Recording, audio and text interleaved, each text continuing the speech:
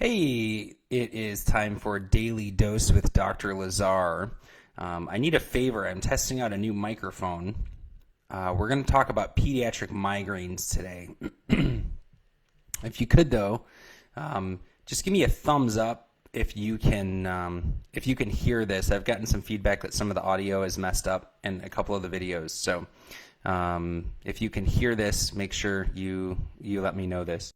Okay, so the first thing I'm going to do is post a link.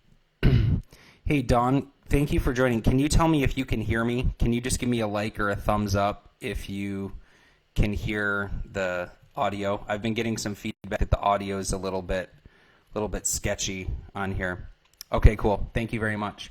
All right, the first thing I'm going to do, I'm posting a link right now, so you'll see it below, to an ebook that we distribute for free. It's about migraines. It's not specifically about pediatric migraines, but a lot of the content still applies. So I'm talking about it in kids because I saw this Netflix documentary called Cheer. Thank you, Don.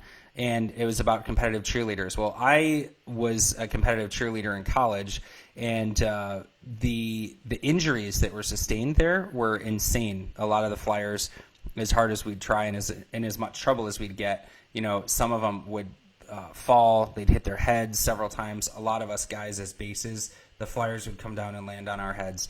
And so it got me thinking about how many people deal with migraines after head trauma. And there's a huge connection with younger kids and pediatric migraines. Over 90% of the time, there is an injury related to the upper neck, a cheerleading accident, a fall, a skiing accident, something like that. And when there's pressure on that brainstem, then it causes upregulation issues, and then we can have migraines. The issue with pediatric migraines, a couple things. They're a little bit different than adult migraines. Most of the time, so adult migraines oftentimes have that aura. They have that typical light sensitivity. They have difficulty with noise, those sort of things.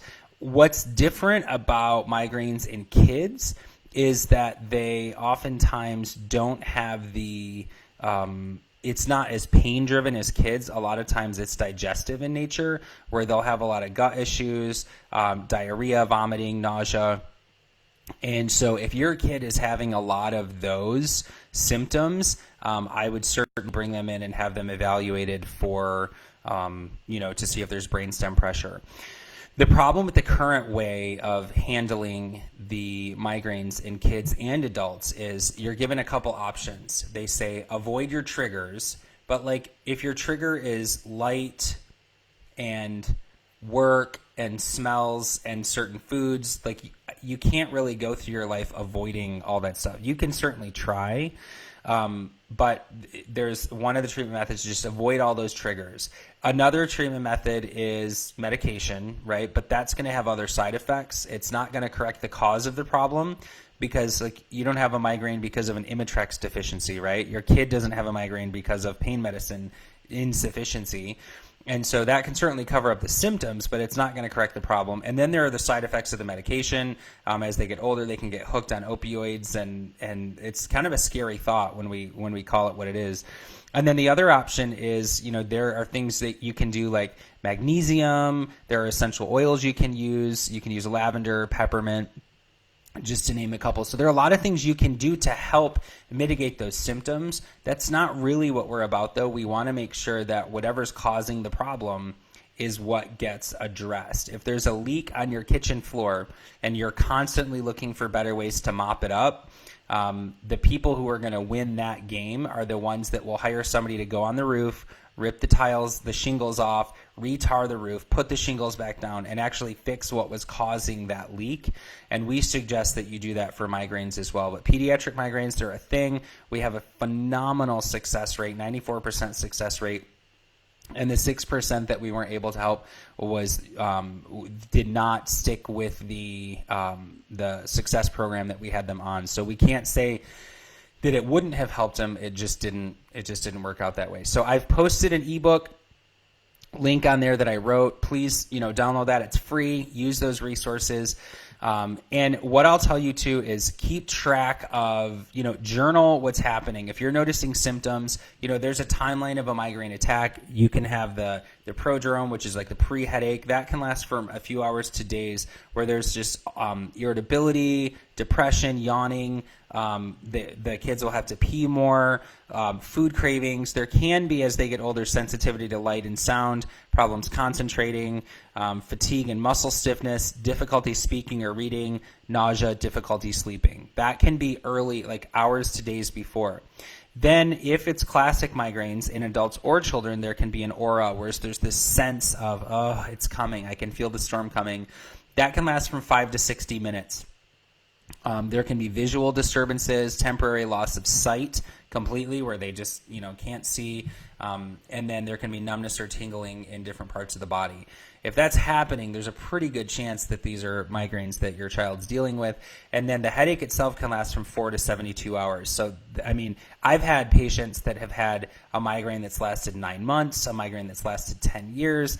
One of my most phenomenal pediatric migraine stories is from a young lady named Shayna. She came to me when she was in high school. She had a migraine headache for 10 years by the time she came to see me.